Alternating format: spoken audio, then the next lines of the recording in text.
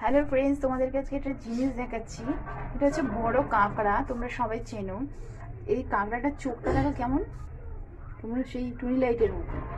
একটা চোখ ভেঙে গেছে, একটা চোখ আছে, এইটার আছে, এইটার এই যে প্রথমে সর্ষের তেল দিয়েছি, তারপরে দিলাম 5 ফোড়ন। এবারে কাঁকড়াটাকে আমি দিয়ে দেবো। এটা হচ্ছে আদা রসুন পেঁয়াজ বাটা আছে, এর সাথে গোলমরিচও দেওয়া আছে, 1 চামচ নুন, 1 চামচ হলুদ আর 2 চামচ আছে লঙ্কা গুঁড়ো। এর সাথে আমি মেশালাম।